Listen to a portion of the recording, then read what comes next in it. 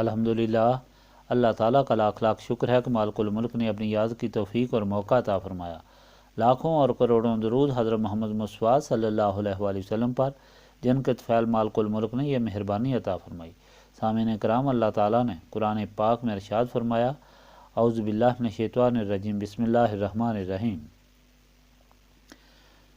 وَلَا تَحْسَبَنَّ اللَّهَ غَافِلًا عَمَّا يَعْمَلُ الظَّالِمُونَ إِنَّمَا يُؤَخِّرُهُمْ لِيَوْمٍ تَشْخَصُ فِيهِ الْأَبْصَارُ مُهْطِعِينَ مُقْنِعِي رُءُوسِهِمْ لَا يَرْتَدُّ إِلَيْهِمْ طَرْفُهُمْ وَأَفْئِدَتُهُمْ هَوَاءٌ وَأَنذِرِ النَّاسَ يَوْمَ يَأْتِيهِمُ الْعَذَابُ وَيَقُولُ الَّذِينَ ظَلَمُوا رَبَّنَا أَخِّرْنَا إِلَىٰ أَجَلٍ قَرِيبٍ نُجِبْ دعوتك ونتبع الرسول أولم تكونوا أقسمتم من قبل ما لكم من زوال وسكنتم في مساكن الذين ظلموا أنفسهم وتبين لكم كيف فعلنا بهم وضربنا لكم الأمثال وقد مكروا مكرهم وعند الله مکرہم وَإِنْ كَانَ مَكْرُهُمْ لِتَزُولَ مِنْهُ الْجِبَالُ فَلَا تَحْسَبَنَّ اللَّهَ مُخْلِفَ وَعْدِهِ رُسُولَهُ إِنَّ اللَّهَ عَزِيزٌ ذُو انتقام یوم تُبَدَّلُ الْأَرْضُ غَيْرَ الْأَرْضِ وَالسَّمَاوَاتُ وَبَرَزُوا لِلَّهِ الْوَاحِدِ الْقَهَّارِ وَتَرَى الْمُجْرِمِينَ يَوْمَئِذٍ مُقَرَّنِينَ فِي الْأَصْفَادِ سَرَابِيلُهُم مِّن قَطِرَانٍ وَتَغْشَى وُجُوهَهُمُ النَّارُ لِيَجْزِيَ اللَّهُ كُلَّ نَفْسٍ مَّا كَسَبَتْ إِنَّ اللَّهَ سَرِيعُ الْحِسَابِ هَٰذَا بَلَاغٌ لِّلنَّاسِ وَلِيُنذَرُوا بِهِ وَلِيَعْلَمُوا أَنَّمَا هُوَ إِلَٰهٌ واحد وَلِيَذَّكَّرَ أُولُو الْأَلْبَابِ۔ اور تم یہ خیال مت کرو کہ اللہ تعالیٰ بے خبر ہے ظالموں کے مال سے، وہ تو صرف انہیں ڈھیل دے رہا ہے بس وقت تک کے لیے۔ جب آنکھیں کھلی کی کھلی رہ جائیں گی، وہ بھاگے جا رہے ہوں گے، آنکھیں پھٹی سر اٹھائے اور نہ پلٹ سکیں گے اس طرف اپنی پلک، اور ان کے دل اڑے جا رہے ہوں گے۔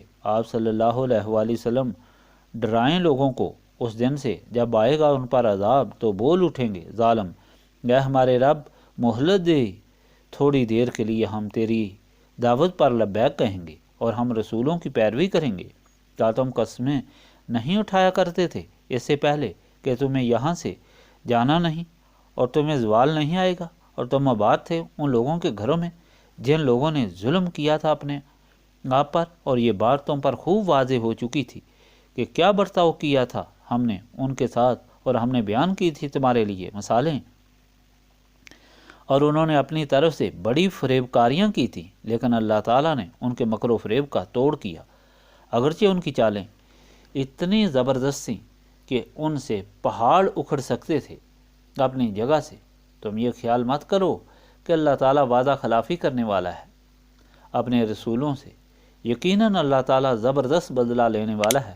یاد کرو اس دن کو جب بدل دی جائے گی یہ زمین دوسری سے، اور آسمان بھی، اور سب لوگ حاضر ہوں گے اللہ تعالیٰ کے حضور میں جو ایک ہے اور سب پر غالب ہے، اور تم دیکھو گے مجرموں کو اس روز کے جکڑے ہوئے ہوں گے زنجیروں میں، ان کا لباس تارکول کا ہوگا اور ڈھانپ رہی ہوگی ان کے چہروں کو آگ، یہ اس لیے کہ اللہ تعالیٰ بدلہ دے ہر شخص کو جو اس نے کمایا تھا۔ بے شک اللہ تعالیٰ بہت جلد حساب لینے والا ہے۔ اور یہ ایک پیغام ہے لوگوں کے لیے تاکہ انہیں ڈرایا جائے اس کے ذریعے، اور تاکہ وہ اس حقیقت کو خوب جان لیں کہ صرف وہی ایک خدا ہے، تاکہ اچھی طرح نصیحت حاصل کر لیں عقل مند لوگ۔ سورۃ ابراہیم کے آخر میں آپ نے سنا اللہ تعالیٰ نے کس طرح نبی پاک صلی اللہ علیہ وآلہ وسلم کی بعثت کے وقت مشرکین مکہ یہود و نصارہ کو ہدایت دی، جنہوں نے اپنے مذاہب کو بھول کر، گزشتہ تاریخ کو بھول کر، ایک اللہ تعالیٰ کی پرستش چھوڑ کر بتوں کی پرستش شروع کر دی۔ یہود نے حضرت عزیر کو اللہ تعالیٰ کا بیٹا بنایا اور نصارہ نے حضرت عیسیٰ کو اللہ تعالیٰ کا بیٹا بنایا، اور اس کے ساتھ اپنی کتابوں کی پیش گوئی جو اللہ تعالیٰ کے آخری رسول حضرت محمد صلی اللہ علیہ وآلہ وسلم کے متعلق تھی، اسے بھی بھول گئے تھے اور کتابوں کو بدل دیا تھا۔ بجائے اطاعت رسول کے انہوں نے الگ الگ اور باہمی مل کر نبی پاک صلی اللہ علیہ وآلہ وسلم کو بے شمار اذیتیں دیں اور تکلیفات دیں اور شدید مخالفت کی۔ اللہ تعالیٰ نے پہلے ان کو کائنات کی موجودگی، اس کے عجائبات کے متعلق آگاہ کیا کہ یہ سب کس نے پیدا کیے اور کس کے لیے پیدا کیے، اور پھر پوچھا کہ اللہ تعالیٰ کے بغیر کوئی ایسی تخلیق کر سکتا ہے۔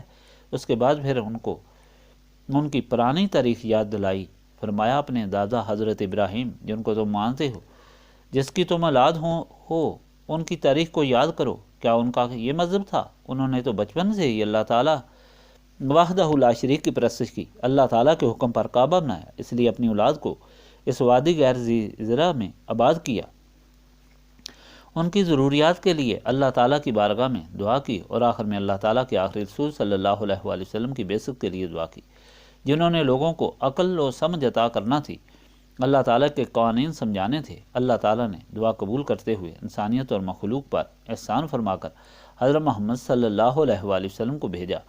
اب ان کی اطاعت ضروری ہے، ورنہ اللہ تعالیٰ کی ناراضگی ہوگی اور اس کا نتیجہ جہنم ہوگا۔ آج کے فرمان میں نتیجہ فرمایا گیا کہ اللہ تعالیٰ ہر انسان کے اعمال سے واقف ہے۔ وہ وقت قیامت کا بہت سخت ہوگا، لوگ ڈر کے مارے کانوں تک سینے میں ڈوبے ہوں گے اور اپنے اعمال کو دیکھ کر سخت حیران پریشان پھر رہے ہوں گے۔ اسی حالت پر لوگ حضرت آدم کی خدمت میں حاضر ہوں گے کہ آپ ابو البشر ہیں، ہماری شفاعت فرمائیں اور مدد فرمائیں۔ وہ انکار کر دیں گے اور فرمائیں گے کسی اور کے پاس جاؤ، اور اشارہ ہوگا کہ حضرت نوح کے پاس جاؤ۔ لوگ حضرت نوح کی خدمت میں حاضر ہوں گے اور درخواست کریں گے، وہ بھی انکار کر دیں گے۔ پھر حضرت ابراہیم کی خدمت میں حاضر ہوں گے اور درخواست کریں گے، وہ بھی انکار فرما دیں گے۔ پھر لوگ حضرت موسیٰ کی خدمت میں حاضر ہوں گے کہ آپ کلیم اللہ ہیں، آپ ہماری شفاعت فرمائیں، اور وہ بھی انکار کریں گے۔ اور پھر حضرت عیسیٰ کی خدمت میں حاضر ہوں گے۔ حضرت عیسیٰ فرمائیں گے آج اگر کوئی شفاعت کر سکتا ہے تو صرف حضرت محمد مصطفیٰ صلی اللہ علیہ وآلہ وسلم کی ذات ہے۔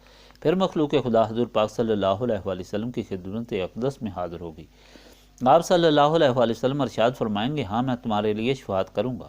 چانچہ آپ صلی اللہ علیہ وآلہ وسلم اللہ تعالیٰ کی بارگاہ اقدس میں حاضر ہوں گے، سر مبارک سجدے میں رکھیں گے تو اللہ تعالیٰ فرمائے گا سر اٹھائیں، آپ کیا چاہتے ہیں؟ حضور پاک صلی اللہ علیہ وآلہ وسلم فرمائیں گے کہ ان لوگوں کی شفاعت، تو اللہ تعالیٰ فرمائے گا آپ صلی اللہ علیہ وآلہ وسلم شفاعت کرتے جائیں، میں قبول کروں گا۔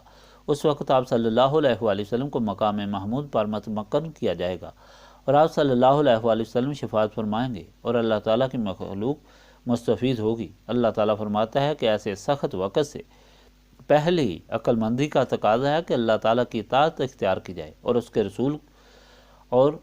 کے رسول کی اطاعت سے اس اطاعت کو رسول پاک صلی اللہ علیہ وآلہ وسلم کی اطاعت سے حاصل کیا جائے، اور یہ اطاعت نسبت رسولی صلی اللہ علیہ وآلہ وسلم سے حاصل ہوتی ہے۔ اور یہی مدعا اس محفل کا ہے کہ سب لوگ مل کر اللہ تعالیٰ کی یاد سے سینوں کو صاف کریں، نسبت رسولی صلی اللہ علیہ وآلہ وسلم کے قابل بنائیں، تاکہ اس طرح اللہ تعالیٰ کی بندگی اور رسول پاک صلی اللہ علیہ وآلہ وسلم کی اطاعت اور غلامی کر سکیں۔ اللہم صلی علی سیدنا محمد وعلی آلہ وصحبہ صلاۃ تکون لنا امان من کل خوف۔ لا الہ الا انت سبحانک انی کنت من الظالمین۔ ربنا آتنا فی الدنیا حسنۃ وفی الآخرۃ حسنۃ وقنا عذاب النار۔ ربنا لا تزغ قلوبنا بعد اذ ہدیتنا وہب لنا من لدنک رحمۃ انک انت الوہاب۔ انت ولی فی الدنیا والآخرہ توفنی مسلما والحقنی بالصالحین۔ اللہم انک عفو تحب العفو فاعف عنی یا غفور یا غفور یا غفور۔ استغفر اللہ العظیم الذی لا الہ الا هو الحی القیوم واتوب الیہ۔ ربنا تقبل منا انک انت السمیع العلیم وتب علینا انک انت التواب الرحیم۔ سبحانک ربک رب العزۃ عما یصفون وسلام علی المرسلین والحمد للہ رب العالمین۔